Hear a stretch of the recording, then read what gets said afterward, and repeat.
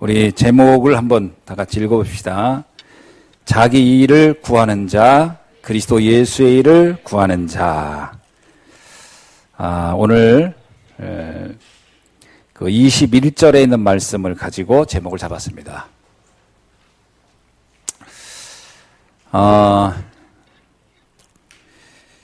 사람이 살다 보면요, 반드시 그 문제, 사건, 일, 환경, 사람들로 인해서 갈등을 할 일이 있습니다. 그건 뭐 어쩔 수 없어요. 우리가 살아가는 동안에 이런 일은 계속 일어나게 돼 있습니다. 자, 이때 이 문제, 이 사건, 이 환경, 이 사람을 보는 눈이 문제입니다. 어떻게 보느냐? 네 가지의 눈이 있습니다. 하나는 뭐냐? 현실을 보는 겁니다. 현실. 두 번째는 사실을 보는 겁니다. 세 번째는 진실을 보는 거고요. 네 번째는 영적 사실로 보는 겁니다. 이게 다 비슷한 얘기인데 좀 달라요. 제가 지금 두 사람이 예를 들어서 한번 설명드리겠습니다. 누구냐? 요셉과 다윗의 경우를 들어서 이 네 가지가 조금씩 다르다는 걸 설명해드릴게요. 자, 현실이 뭐냐? 현실을 다른 말로 말하면 주어진 상황입니다. 주어진 상황. 자, 예를 들어서 요셉은 노예가 주어진 상황이에요. 보디발이 노예가 됐고 보디발의 아내에게 누명을 쓰고 죄수가 된 거예요. 이게 상황이에요. 상황은 노예가 된 거고 죄수가 된 거예요. 다윗은요, 사울 왕에게 쫓기는 도망자가 이게 현실이에요. 자, 현실은 어때요? 답답하지요? 현실은 그런 겁니다. 자, 여러분 현실은 어때요? 나 지금 가난해. 나 지금 어려워. 지금 나는 힘들어. 이게 현실이에요.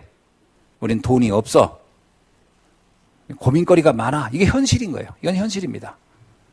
그럼 사실은 뭐예요? 그것 때문에 나타난 결과예요. 어떠냐? 고달픈 삶이에요. 고달픈 삶이에요. 너무너무 이제 할 일도 많고 억울한 일을 당해도 하소연할 수 없는 상황이 이제 이게 사실이에요. 그래서 이 사실로 인해서 형제들과는 마치 가까워질 수 없는 것처럼, 그죠? 그 현실은 어떤 거냐? 고통스러운 거예요, 이제. 힘든 거예요. 이게 바로 사실입니다. 뭐 사울 왕과 원수가 되었겠죠. 본의 아니게 형들과 원수가 된 거예요. 이건 사실입니다. 그래서 사실은 고통스러운 거예요. 자, 현실과 사실을 보면 어때요? 실패했구나. 인생 끝났구나. 이렇게 이제 해석이 될 수 있겠죠. 그럼 진실은 뭘까요? 진실은 그 원인을 파악하는 것이고 원인을 이해하는 거예요. 그럼 이게 왜 이렇게 됐지? 그 원인 해석하는 것이 진실이에요. 자, 진실은 뭐냐? 아버지가 편애한 것이 원인이었어요. 아버지가 요셉만 이뻐하고 형들은 그렇게 이뻐하지 않았어요. 이 편애가 문제가 됐어요. 편애. 또 하나, 요셉의 말이 문제였어요. 요셉이 실언. 형들이 싫어하는 말만 했어요. 원인은 아버지의 편애와, 그러니까 진실을 보면 아버지의 편애와 그리고 이 요셉의 말이었구나. 이게 문제였구나. 자, 이렇게 해석하면 어떻게 돼요? 내가 이런 짓을 내가 자처했어. 그때 아버지가 좀 그렇게 안 했으면 이렇게까지는 안 된 건데. 형들이 꼭 미운 것만은 아니다. 아, 형들이 그럴 수도 있었겠지. 그러니까 어느 정도 이해는 돼요. 그래서 나의 고통에 대한 해석이 조금 달라져요. 다윗은 어때요? 그놈의 인기가 뭐라고. 자기가 골리앗 이긴 것이 문제가 돼가 사람들한테 막 박수 받은 게 이 사울왕의 질투를 유발시켰잖아요. 그때 사람들이 그 박수를 안 쳤어야 되는데 그 인기가 이게 사람이 누구나 이런 질투하는 건데 그 사울왕 참 얼마나 내가 미운 털이 박혔을까. 그러니 사울왕이 불안해할 수밖에 없었겠지. 아들에게 왕을 넘기려고 하는데 이 아들에게 왕 넘기지 못할 수 있는 상황이 이렇게 저 녀석에 나타나는 바람에 내가 그때 골리앗을 그때 그렇게 극적으로 이기는 게 아닌데 조금 좀 힘들게 이렇게 해서 어떻게 해야 되게 좀.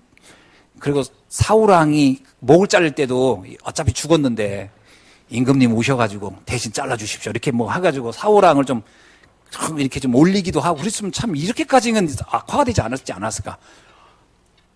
진실은요 그 원인을 이제 해석하는 거예요. 원인. 자, 원인을 해석하니까 어때요? 조금 누그러지죠? 억울함이. 누그러져요? 안 누그러져요? 누그러져요.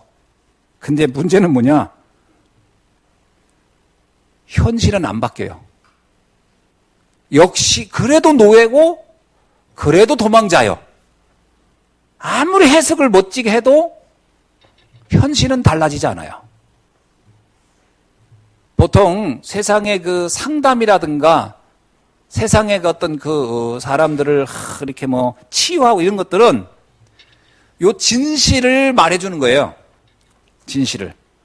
그래서 네가 이해해. 부모님이 늘 오죽했겠니? 네가 이해해. 그래도 현실은 안 바뀌어요. 그러니까 보통 이제 이 진실까지 들어가는 사람이 많지는 않죠. 보통은 이제 현실과 사실에 이제 머무르죠, 보통은. 그래서 막 복수해야 돼. 막 영화, 그 중국 영화는 다 그래서 그 현실과 사실에 근거해서 만들어요. 그래서 외팔인 드라곤, 뭐 외팔이 없는 뭐 어떤 사람이 자기 팔을 자른 사람을 끝까지 쫓아가서 뭐 복수한다든가 뭐 이런 복수하는 겁니다. 그 이제 그건 진실이 없어요, 진실. 진실을 설명하면 이제 영화가 안 돼. 영화가 안 돼. 왜 어느 정도 이해돼. 너 팔 자른 사람 노죽했으면 잘랐겠니? 뭐 이렇게 되면 이제 영화는 재미가 없어지니까. 그러나 팔 잘린 것 자체는 사라지지 않아. 예를 들면 현실은 달라지지 않는다는 거예요. 그러니까 여러분이 많은 사람 만나서 상담해 줄 때 이제 진실을 말해준다고 해서 그 사람 입장. 그래서 그걸 우리가 이제 역지사지 이런 단어 쓰는 겁니다. 역지. 그 입장 되어봐. 그런 얘기로 주로 위로하죠. 역지사지. 그러니까 여기까지는 보통 사람들이 이렇게 인도하려고 합니다. 책도 그렇게까지 얘기하고 여기까지는 보통 설명해 주죠. 이렇게 얘기해 주는 사람이 옆에 있어도 굉장히 그래도 참 복된 만남이에요. 보통 사람은 진실 얘기 안 해줘요. 더 부추겨 열받는 걸. 야, 나 같으면 가만 안 있는다. 야. 딱 현실과 사실만 가지고 옆에서 팀사역해요, 보통. 야, 그 참을 일이 아니다, 너 그거. 야, 이거 확 뒤집어 버려야지. 막. 거의 이렇게 얘기해줘요. 그러면 그게 현실과 사실에 근거한 얘기니까 어때요? 더 적개심이 불타. 다 뒤집어 버려야 돼요, 그냥 싹. 갈아엎어야 돼. 이렇게 나가는 거예요. 그게 굉장히 무서운 거예요. 팀사역을 그 현실과 사실의 근거에서 하면요. 틀린 말은 아니에요. 틀린 말은 아니잖아요. 야, 그래도 이 형이 너 팔았잖아. 야, 아무리 아버지가 편애했다고 그렇게까지는 할 수 있냐? 야, 아무리 천번 만번 야, 입장 바꾸라고 생각해도 야, 난 도저히 이해 안 되더라. 이렇게 가면 이제 열받는 거지. 의절해. 호적 파. 떠나. 여기서 뭐하러 있냐? 헤어져. 갈라서. 막 이렇게 나오는 거예요. 그걸 이제 팀 사회라고 하는 거예요. 그 사람 입장 이해해서.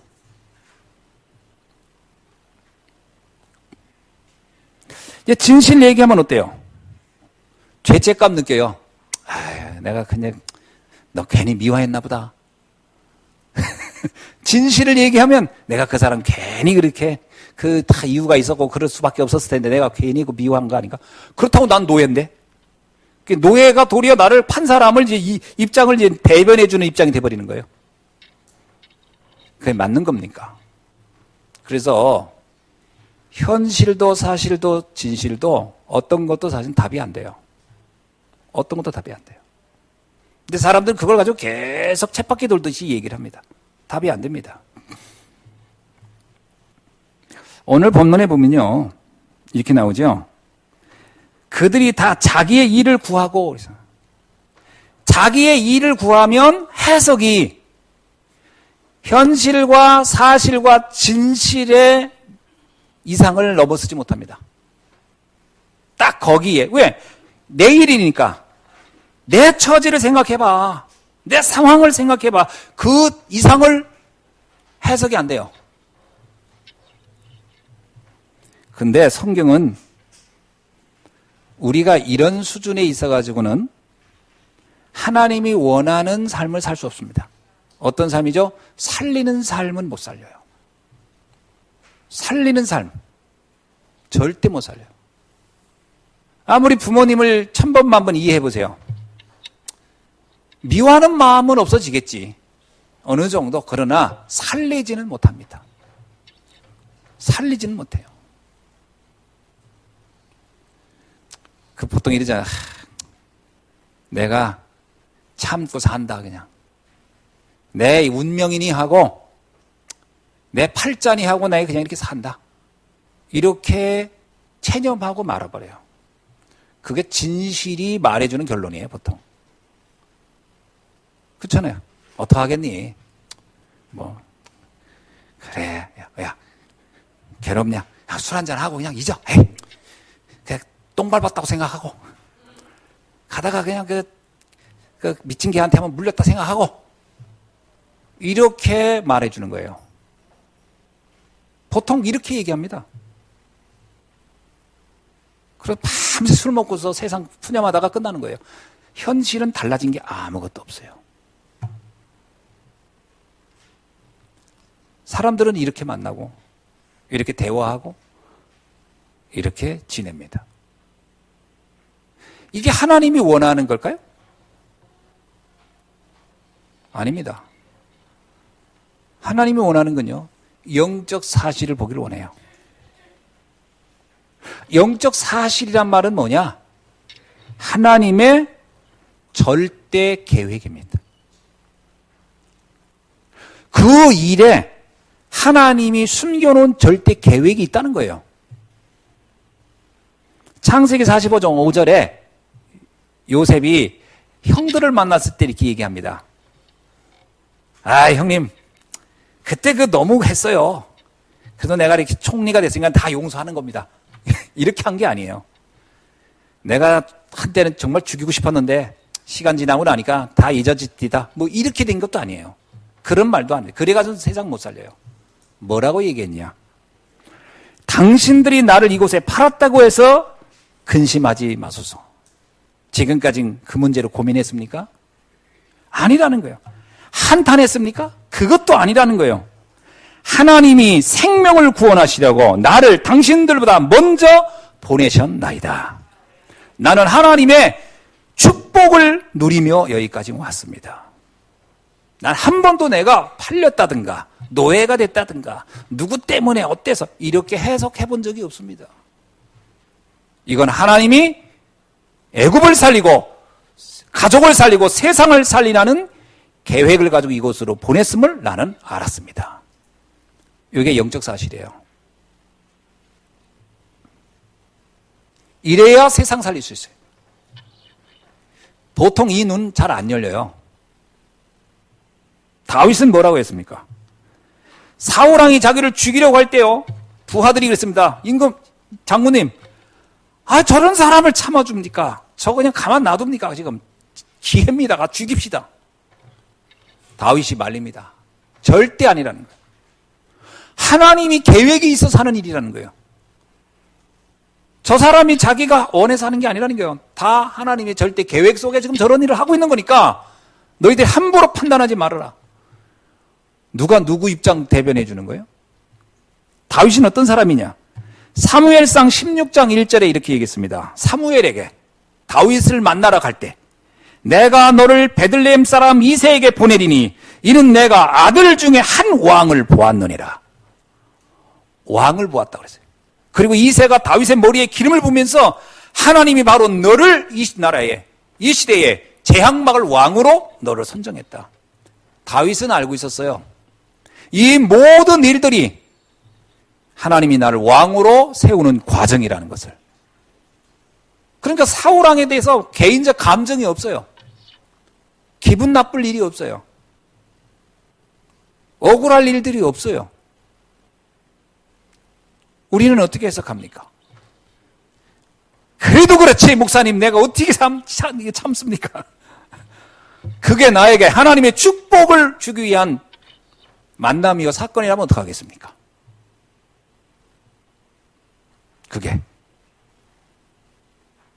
그거 다 판을 깨버릴까요? 하나님의 축복의 판을 내가 깨버릴까요?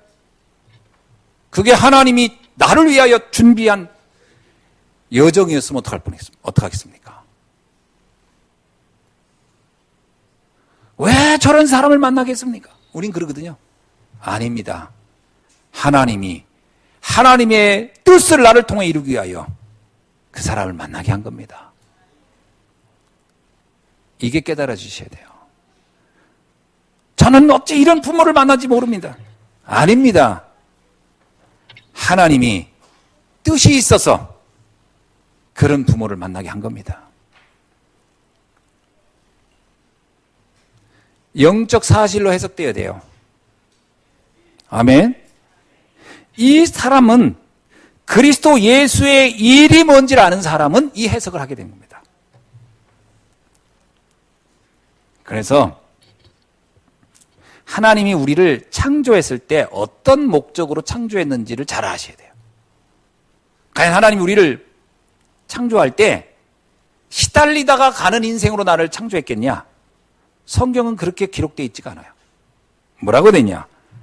창세기 1장 26절을 한번 봅시다. 우리의 형상을 따라 우리의 모양대로 우리가 사람을 만들고 그들로 바다의 물고기와 하늘의 새와 가축과 온 땅과 땅에 기는 모든 것을 다스리게 하자. 얼마나 어마어마합니까? 하나님이 나를 창조할 때 어떻게 했다고요? 온 땅과 땅에 기는 모든 것을 다스릴 자로 나를 창조했다라는 거예요. 아멘. 베드로전서 2장 9절에서 이렇게 말합니다. 베드로는 너희는 택한 족속이요. 하나님이 우리를 택했다는 거예요. 왕 같은 제사장이요. 여러분은 왕이며 제사장 같은 사람들이에요. 거룩한 나라요. 하나님의 나라가 여러분을 통해 시작되는 거예요. 그의 소유된 백성이니 하나님께 소속된 천국 백성이니 이는 너희를 어두운 데서 불러내요. 맞죠? 우리를 어두운 데서 불러내셨죠?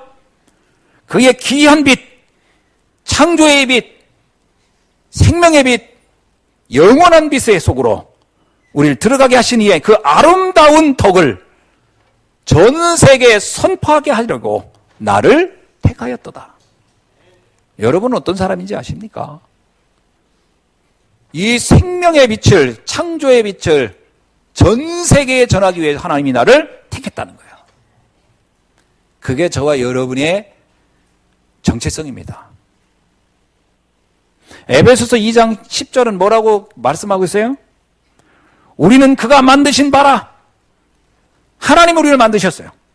그리스도 예수 안에서 선한 일을 위하여 지으심을 받은 자니 생명 살리는 일을 위하여 하나님 우리의 지으셨고 우리의 그 일을 하게끔 하셨다는 거예요. 그래서 뭐라고 합니까? 이 일이 하나님의 전에 예비하사 우리로 그 가운데서 행하게 하려 하심이니라. 선한 일을 위하여 하나님은 나를 부르셨다는 거예요. 그러니까 우리가 이 땅에서요 시달리다 가는 게 하나님 뜻이 절대 아닙니다. 그건 속는 거예요. 그럼 지금의 이 상황은 어떻게 됩니까? 이 노예 상황은 어떻게 됩니까? 그게 내 인생의 최종 목적지가 아닙니다. 그건 다 지나가는 거예요. 하나님의 최종 목적지는 다스리는 자입니다. 살리는 자예요. 이게 하나님이 우리를 부르신 목적입니다. 그래서 성도라면 반드시 기억해야 돼요. 뭘 기억해야 됩니까? 이사야 55장 8절로 9절을 기억하셔야 돼요. 여러분 이거 꼭 기억하셔야 됩니다. 이사야 55장 8절로 9절을 기억해야 돼요. 무슨 얘기냐? 한번 우리 다 같이 찾아봅시다. 찾아보셔야 돼요, 여러분. 이거는. 그리고 여러분 거기다가 빨간색으로 줄 치세요. 그래 동그라미 이렇게 딱 돼지꼬리도 한번 해놓고 해보세요. 자, 이사야서 55장 8절로 9절입니다.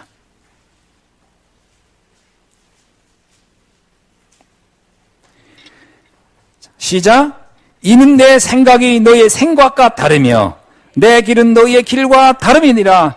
여호와의 말씀이니라. 이는 하늘이 땅보다 높음 같이 내 길은 너희의 길보다 높으며 내 생각은 너희의 생각보다 높음이니라. 아멘.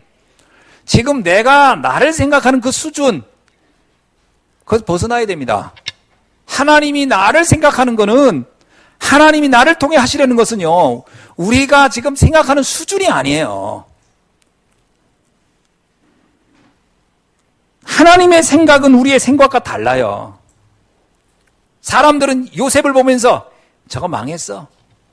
아이고 말 그냥 실현하고 한마디 종알대기하고 돌아다니더니 저럴 줄 알았어.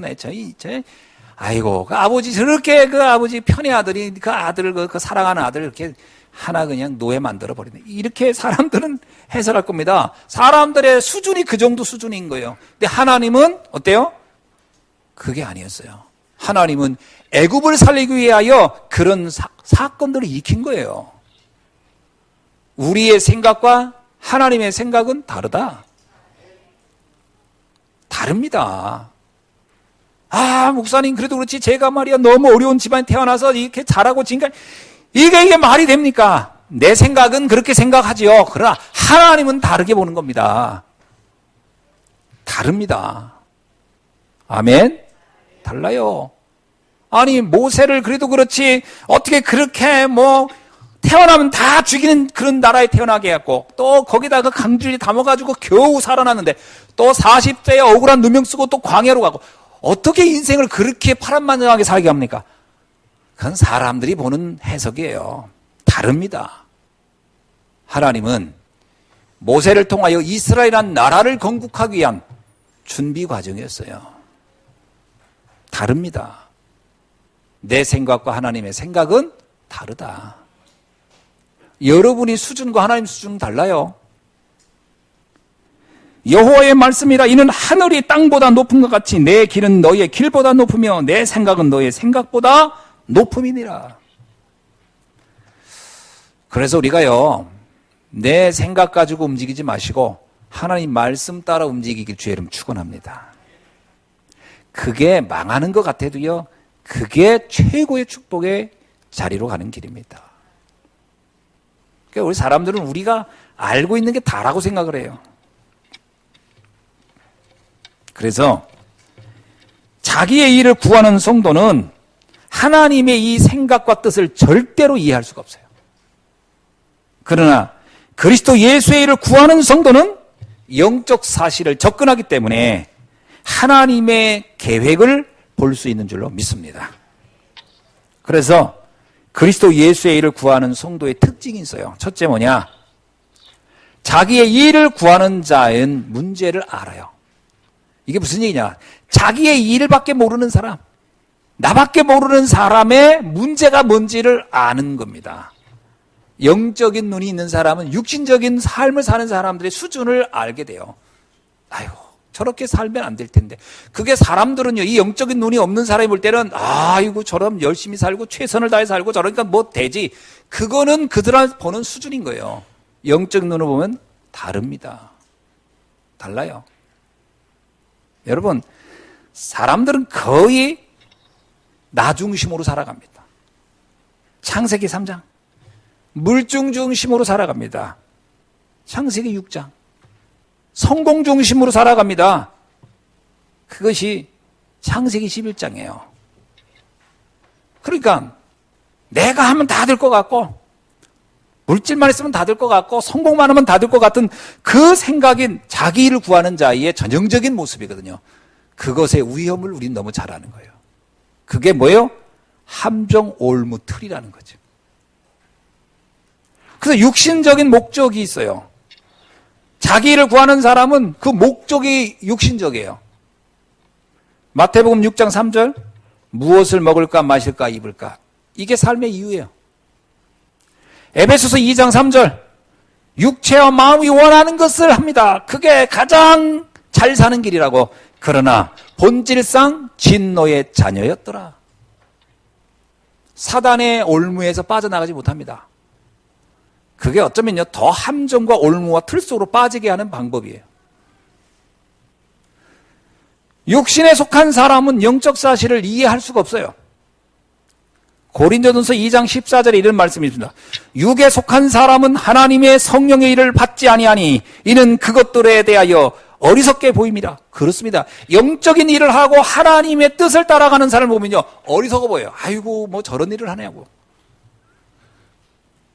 어떤 분이 그럴 겁니다. 아이고, 뭐 주일날 집에서 좀 쉬어. TV 보면서 조금 뭘 그렇게 바리바리 싸가지고 교회를 가. 뭐 가가지고 뭐 이렇게 대단한 일 한다고. 보통 사람들 그럽니다. 어리석어 보여요. 어리석어 보입니다. 교회 가서 뭐 예배 드리고 딱 이럴 때 막 한 푼이라도 이때 벌어 막 그럽니다. 인간의 생사화복은 하나님 손에 있어요. 한 푼, 두 푼 벌다가 10푼 나가. 그거 내 뜻대로 되는 게 아니야. 하나님 뜻대로 되는 거지. 그러니까 그래서 뭐라 하냐면요, 육에 속한 사람은 영적인 것이 어리석어 보인다는 거예요. 또한 그것들을 알 수도 없고 그러한 일은 영적인 것으로만 분별이 되느니라. 이게 고린도전서 2장 14절에 나오는 겁니다. 그러니까 이 육에 속한 사람들은 영적인 것을 절대 이해할 수가 없다. 그러니까 자기의 일을 구하는 자에게 일어나는 전형적인 문제가 그겁니다. 영적 세계에 대해서 전혀 이해가 안 되는 거예요. 그러니까 재앙이 언제 오는, 어떻게 오는지 몰라요. 레미제라블이라는 영화 있었죠? 얼마 전에 그 극장에서 개봉도 하고 그랬었잖아요. 그 레미제라블에 보면 그 여자 주인공이 부르는 노래가 있어요. 아주 슬픈 노래가 있어요. 그 OST인데 그 노래 중에 이런 얘기가 있어요. 이 여자가 나중에 막 창녀가 되고 막 그런 겁니다. 그 여자가 이런 노래를 부르거든요. 나는, 내 꿈은 사랑하는 남자를 만나서 행복하게 가정을 꾸리고 사는 것이었다. 그런 거예요. 그런 노래가. 근데 어느 날 나에게 재앙이 호랑이처럼 달려들었다는 거예요. 호랑이가 숲에 숨어 있다가 그 먹이를 향해 확 달려들어서 먹은 것처럼. 그렇죠. 그 사슴은 오손도손 애기 낳고 잘 살고 싶었는데 어느 날 호랑이가 숨어 있다가 숲풀에서 팍 튀어나와서 목을 물어버리면 재앙이 어느 날 닥쳐버린 거예요. 이 여자의 노래가 그거예요. 호랑이가 달려들듯이 재앙이 나를 덮쳐버렸다. 그 노래입니다. 그게 굉장히 슬픈 노래잖아요. 영적인 세계를 이해 못하면 호랑이처럼 달려드는 재앙을 알 수가 없어요. 이거 막아내야 되거든. 이 막는 비밀이 있어야 되는데 영적인 세계를 모르기 때문에 이걸 모르는 거야. 그래서 뭐냐, 운명사주, 팔자란 말을 입에 붙이고 사는 거예요. 아이고 내 팔자야, 아이고 내 사주야. 왜 내 인생은 이렇게 지질이 더 복이 없냐. 최근에 만난 어떤 여자분이 그러더라고요. 제가 몇 번 죽으려고 했습니다. 왜요? 그랬더니 저는 너무 복 없이 태어났어요. 왜요? 했더니 좀 살아보려고 그렇게 몸부림쳐도 되는 일이 하나도 없어요. 그렇게 일이 꼬입니까? 그랬더니 이거는 또 어떻게 말로 설명할 수가 없어요. 그러더라고요. 계속 꼬인다는 거예요. 지금도 죽겠대. 이 일이 꼬여서. 사자가 아니고 호랑이가 달려들듯이 재앙이 덮친다는 거예요. 영적인 사실을 모르기 때문에. 그러니까 그리스도 예수의 일을 아는 자는 이걸 아는 거예요. 왜 창세기 3장, 6장, 11장이 위험하다고 하는지는 우리는 아는 거예요. 그게 어떤 문제를 불러오는지를 알기 때문에. 그래서 그걸 함정, 올무, 틀이란 말을 쓰는 거예요.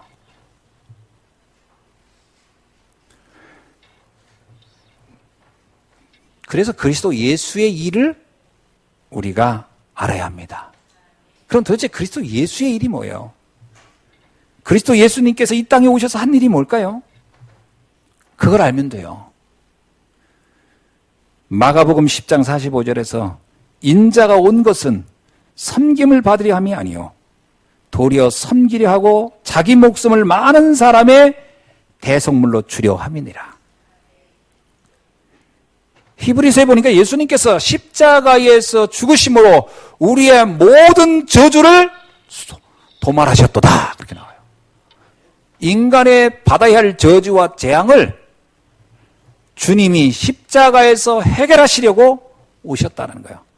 그래서 그리스도의 비밀은요, 우리의 인생의 입장에서 보면요, 이건 절대 필수예요. 절대 불가능한 인생의 운명이 절대 가능으로 바뀌는 전환점이 그리스도입니다. 그게 예수님이 이 땅에서 오셔서 하신 일이에요. 이 땅의 모든 저주와 재앙을 해결하려고 오신 하나님의 유일한 해결 방법이 대속제물이다.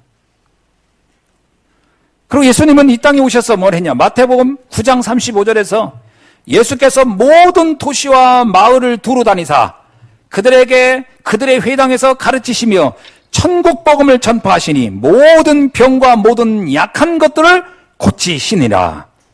아멘.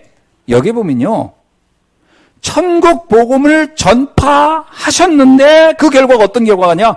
모든 병과 모든 약한 것들이 치유됐다는 거예요. 복음이 증거되면 이 땅에 병들고 연약한 것들이 다 회복되는 역사가 일어난 줄로 믿습니다. 주님이 이 땅에 오셔서요, 약한 것과 병든 것들을 치유하시기 위해서 오셨다라는 거예요.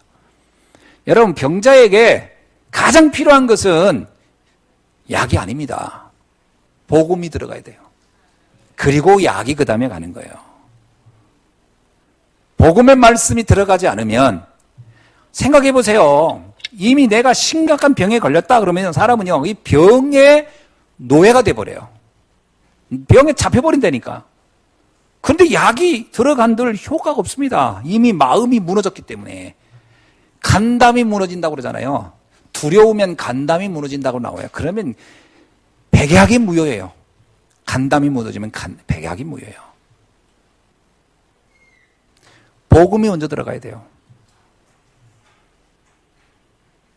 주님은 이 땅에 병든 것과 약한 것들을 치유하시기 위하여 복음을 우리에게 주시려고 오신 줄로 믿습니다. 이걸 아셔야 되는 거예요. 굉장히 중요한 겁니다. 또 하나는 요한복음 14장 6절에서 그리스도의 일은 하나님을 만나는 길을 열어주기 위해서 오신 겁니다. 예수께서 이르시되 내가 곧 길이요 진리요 생명이니 나로 말미암지 않고는 아버지께로 올 자가 없느니라. 예수 그리스도가 이 땅에서 오셔서 하나님과 분리된 우리를 만나는 일을 하러 오셨다. 예수 그리스도께서 오셔서 한 일이 있습니다. 요한일서 3장 8절입니다. 죄를 짓는 자마다 마귀에게 속하나니 마귀는 처음부터 범죄함이라. 하나님이 아들이 나타나신 것은 마귀의 일을 멸하려 하심이니라. 광명한 찬사처럼 의의 일꾼처럼요, 인간들을 혼미한 사상으로 완전히 장악해서 이 복음의 비밀을 전혀 알 수 없도록 하는 이 흑암을 무너뜨리는 길은 그리스도의 비밀을 정확히 알을 때만이 이 구분력이 생기는 거예요. 여러분, 복음의 눈이 열려야 영적 사실이 보입니다. 안 그러면요, 현실만 보이고 사실만 보이고 거기서 헤매는 거예요. 그리고 현실에 영혼이 빠져나오질 못해요. 요셉이 영적 사실을 모르는데 착하다. 그럼 감옥에 있었어요. 나올 수 있었을까요? 없었을까요? 상상해 봅시다. 요셉이 엄청 성실하고 착한 사람이야. 근데 영적 사실을 몰라. 근데 감옥 생활을 해요. 감옥 안에서 사람들이 인정을 받아. 임금은요, 그 나라 바로왕은 요셉이 착한 사람이기 때문에 나를 만나야 되겠다. 데려와라. 이러지 않았어요. 그 사람이 진실하기 때문에 만나봐야 되겠다. 그러지 않았습니다. 그 사람이 아주 일을 잘하는 사람이기 때문에 내가 만나봐야 돼. 그러지 않았어요. 바로왕이 만나고 싶었던 건 바로왕의 그 영적인 고민을 해결할 자가 필요했던 거예요. 바로왕이 시달리고 있는 그 문제에 답을 줄 사람이 필요했던 거지 착한 사람이 필요했던 게 아닙니다. 많은 사람들은요, 착해가지고 하늘이 도울 거라고 하는 거예요. 착하면 감옥에서 더 필요로 해요. 감옥도 청소도 해야 되고, 감옥에 그렇게 불만하는 사람들 마음도 좀 잠재워줘. 더 필요로 합니다. 바로왕이 착하다고 해서 빼줄 위인이 아니에요. 자기 문제가 좀 시달리니까 그거 답 줄 사람이 필요했던 거지. 착해서 해결될 거 아니라니까요. 자꾸 오해하더라고. 복음을 알았으니까 이제 착하게 살아야 하는 거 아니냐. 말이 그렇지. 결국 또 그 행위로 가요, 사람은. 여러분, 복음 자체가 모든 것이지, 전제 조건 아닙니다. 우리가 복음을 알았다는 것 자체가 응답이죠. 복음 때문에 뭘 얻는다가 아닙니다. 옛날에 제가 복음을 처음에 들었을 때는 이 구분이 안 되더라고. 복음 자체가 응답이란 말이 이해가 안 돼요. 복음을 통해서 뭔가 얻어내는 것이 목적 아닌가? 아닙니다. 그게 나의 동기예요. 나의 인본주의고. 그리스도 그 자체입니다. 그 자체예요, 그냥. 이게요, 종교와 복음의 본질적 차이입니다. 제가 지금까지 많은 신학자들의 책을 읽어봤거든요. 유명한 책들. 뭐 많이 읽은 건 아니지만 여러분보다는 많이 읽었지. 제가 목사니까. 그쪽 분야의 책도 많이 읽어봤죠. 한결같이 논조가 그거예요. 복음은 하나의 기초처럼 얘기해요. 기초. 그게요, 그럴듯합니다. 사람들 마음을 막 흔들고. 그 사람들 거기에 다 빠져들어가요. 그런 말 하면 굉장히 설득력 있어 들리거든? 아닙니다.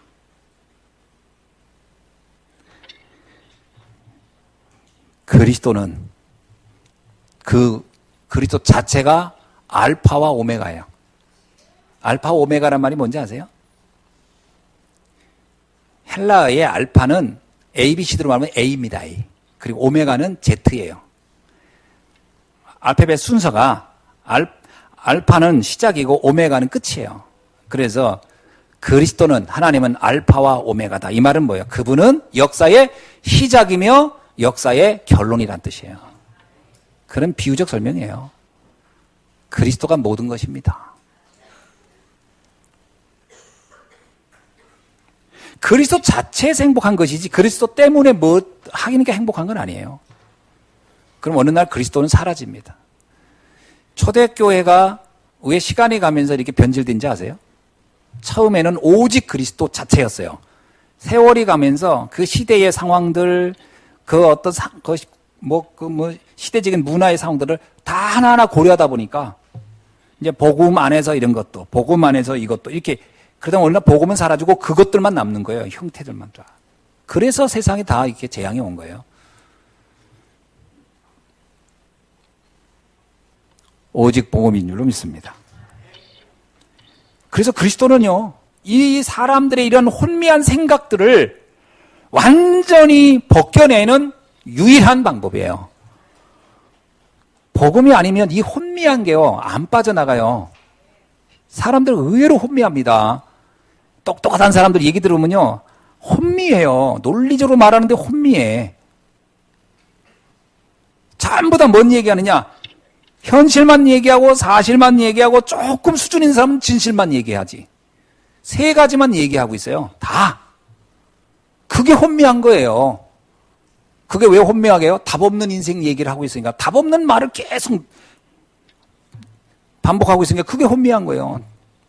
그리스도는 영적 사실로 바로 우리의 눈을 열어주는 줄 믿습니다.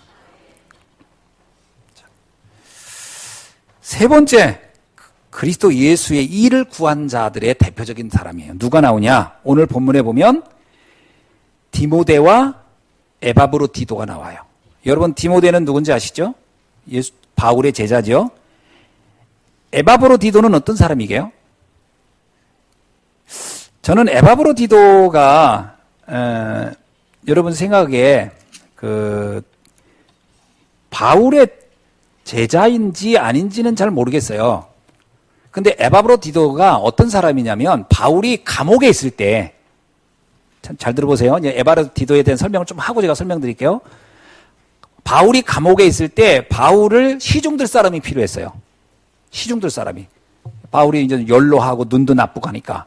그때 빌립보 이제 그 교회에서 이 바울에게 누구를 보내줬냐면 에바브로디도를 보낸 거예요. 그래서 에바브로디도는요, 바울이 감옥에 있을 때 감옥 옥바라지를 해준 사람이에요.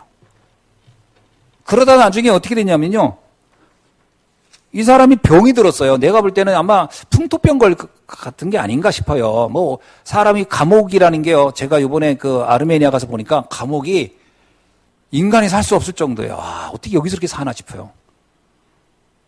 나는 그 감옥 집사람도 한번 가봤었는데, 감옥 들어가는 구멍이 요만해. 이렇게 뚱뚱한 사람은 절대 못 들어가지. 거의 껴가지고. 요만하더라고, 요만해. 저기서 아마 더 높았던 것 같아요. 이렇게 직선 구멍으로 된 거예요. 사실 바울도 그런 데 있었거든요. 그럼 거기는 옥바라지를 해주는 사람도 몸이 정상은 안 되겠죠.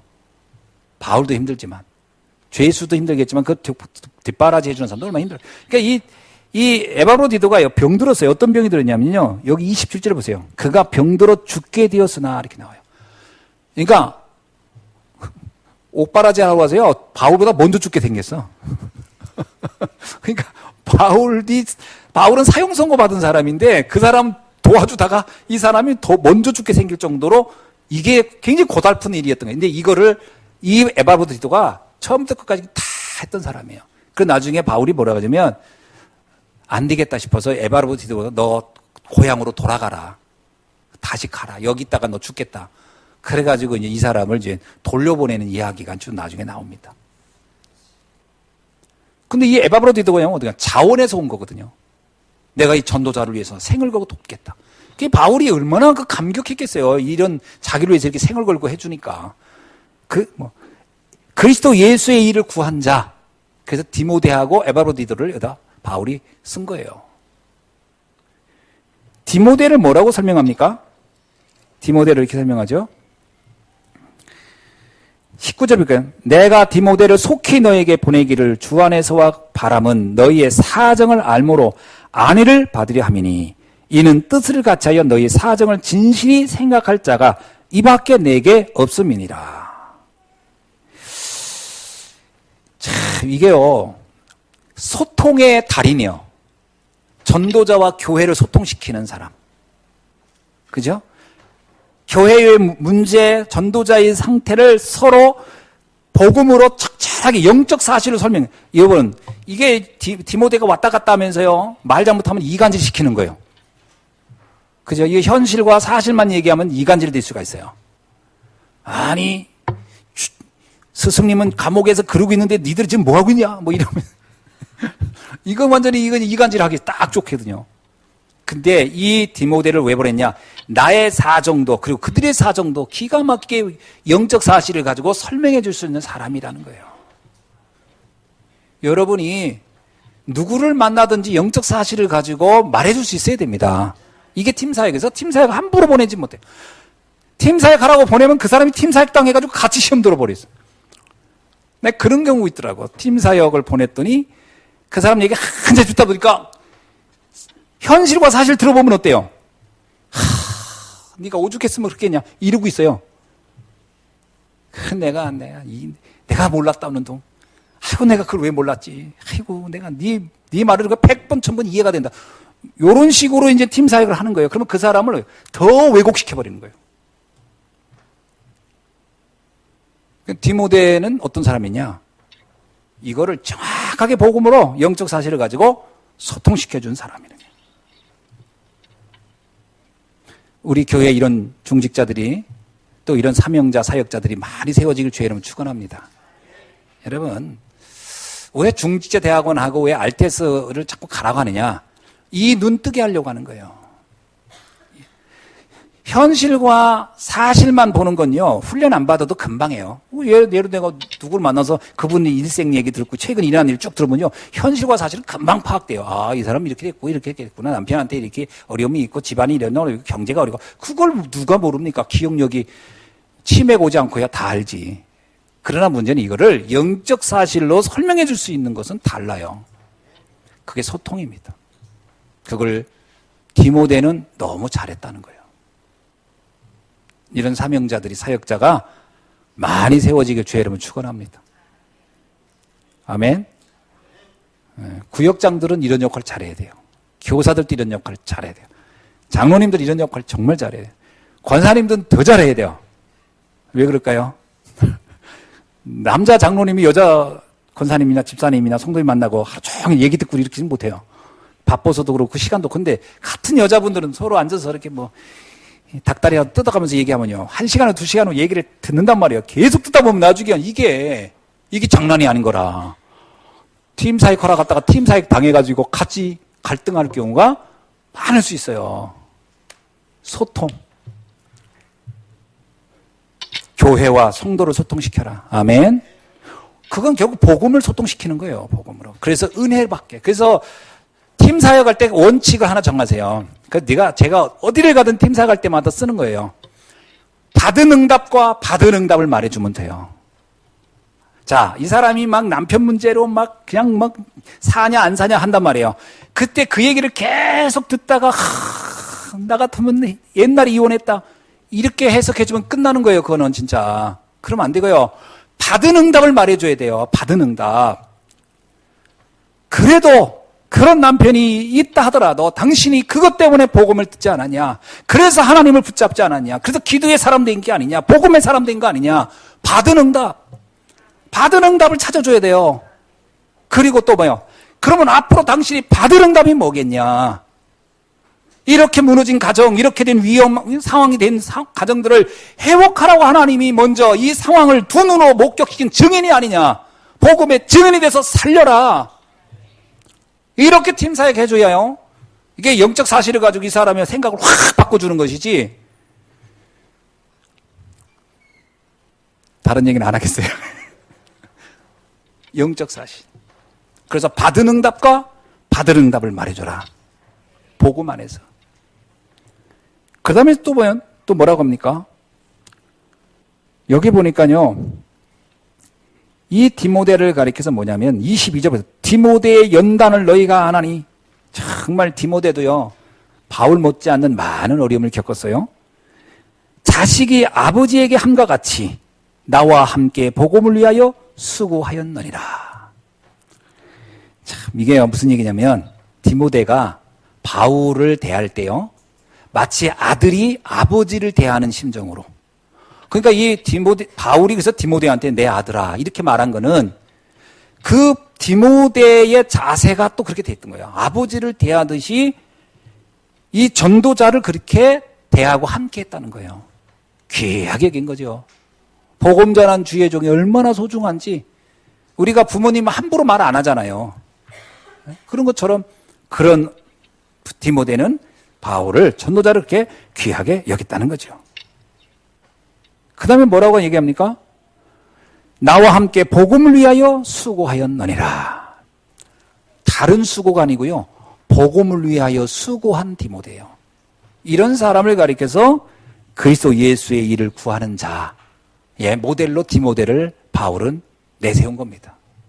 두 번째는 누구죠? 에바브로디도예요. 에바브로디도는 뭐라고 설명합니까? 자, 우리 한번 봅시다. 에바브로디도는 25절에 보니까 그러나 에바브로디도를 너희에게 보내는 것이 필요한 줄로 생각하노라. 왜 그러냐면 에바브로디도가 지금 병들었기 때문에 그래요. 그는 나의 형제요, 함께 수고하고 함께 군사된 자요, 너희 사자로 내게 쓸 것을 돕는 자라. 에바브로디도는 어떤 사람이냐면요, 여기 다 나오죠. 형제 같은 사람이에요. 그러니까 바울의 형제 같아. 또 바울의 수고를 아끼지 않아. 거기에다 군사된 자, 함께 군사된 자란 말은 무슨 얘기일까요? 군사의 특징이 뭐죠? 싸우는 거예요. 그러니까 에바브로디도는 그냥 와서 봉사만 한 게 아니에요. 영적 전쟁을 하는 거예요. 영적 전쟁이 뭐예요? 바울이 영적 전쟁한 것 중에 하나가요, 서신 쓰는 게 영적 전쟁을 해서 그거를 다 도와준 게 에바브로디도예요. 바울이 옥중 서신 쓸 때 이것의 모든 것들을 도와줬던 사람이 에바브로디도예요. 그러니까 바울은 그는 나의 영적 군사다. 그러면서 너희 사자로 내게 쓸 것을 돕는 자라. 그렇죠? 바울이 감옥에 있으면서 필요한 것들을 다 이렇게 도와주는 사람이었다라는 거죠. 심지어는 어떻게 합니까? 나중에요. 26절, 27절에 보니까 그가 너희 무리를 간절히 사모하고 자기가 병든 것을 너희가 들은 줄 알고 심히 근심한. 근데 에바브로디도는요, 자기가 여기 와서 바울을 위해 돕다가 병들었는데 이 병든 것을 빌립보 교회 성도들이 알면 걱정할까봐 알리지 않기를 원했어요. 근데 바울은 안 알릴 수가 없었기 때문에 알린 거예요. 그 에바브로디도가 지금 병들어서 지금 죽을 지경이 됐다, 이렇게. 그러니까 에바브로디도가 그걸 놓고 뭐라요? 성도들이 걱정한 것에 대해서 마음이 아팠다는 거예요. 이야, 우리 같으면 어떻게 해요? 내 아픈 거 동네방네 다 떠들이는데 바울은 자기를 위해서 걱정하는 사람들을 위해서 걱정했다. 아니, 에바브로디도는 자기를 걱정하는 사람을 위해서 걱정했다는 거예요. 그리고 뭐라고 해요? 27절, 그가 병들어 죽게 되었으나 하나님이 그를 긍휼히 여기셨고 그뿐 아니라 또 나를 긍휼히 여기사 내 근심 위에 근심을 면하게 하셨느니라. 어떻게 됐다는 거예요? 이 병이 치유된 거예요. 감사하게도. 그래서 에바브로디도가 고향으로 돌아갔는데 다 치유됐다는 이야기를 들었던 거예요. 그래서 바울이 너무 기쁘다는 거예요. 주께서 이렇게 복음을 위하여 전도자로 헌신한 사람들, 그래서 뭐예요? 그를 그리스도 예수의 일을 구하는 자라는 그 내용의 두 사람을 바울은 모델로 쓴 거죠. 자, 그러면 예수 그리스도께서 우리를 통해 하시고자 하는 내용의 핵심은 뭡니까? 오직 그리스도를 증거하기를 원합니다. 오직 하나님의 나라의 일에 헌신하기를 원하고요. 오직 성령의 역사를 하기를 원하는 겁니다. 그래서 예수님의 마지막 강단을 우리가 기억할 필요가 있어요. 예수님의 마지막 강단은 우리에게 마지막 부탁인데 어떤 얘기를 했냐? 마태복음 28장 18절로 20절 보니까 너희는 모든 민족에 가서 제자를 삼으라. 요한복음 21장 15절로 17절은 너는 내 어린 양을 먹이라. 사도행전 1장 8절 너희는 땅끝까지 이르러 내 증인이 되라. 엄밀하게 말하면 에바브로디도나 디모데가 한 일은 뭐냐면 바울을 잘 도왔다. 이거는 여기에 표면적으로 나타난 모습이고요. 진짜 중요한 건 뭐냐면 그들이 복음을 위하여 헌신한 사람들. 그런 얘기입니다. 오늘 저와 여러분이 이와 같이 그리스도 예수의 일을 구하는 축복의 사람 되기를 주의 이름으로 축원합니다. 이제 말씀을 맺습니다. 하나님의 절대 목적이 뭐냐? 절대 목적은 크게 두 가지입니다. 하나는 뭐냐면 현장에 말씀 운동을 펼치는 겁니다. 이걸 꼭 우리가 하셔야 돼요. 그래서 사도행전 19장 10절에 있는 말씀처럼 다 주의 말씀을 듣더라. 여러분 가는 현장마다 다락방을 여서 말씀을 전하는 그 시스템을 여러분이 정말 인도받기를 주의 이름으로 축원합니다.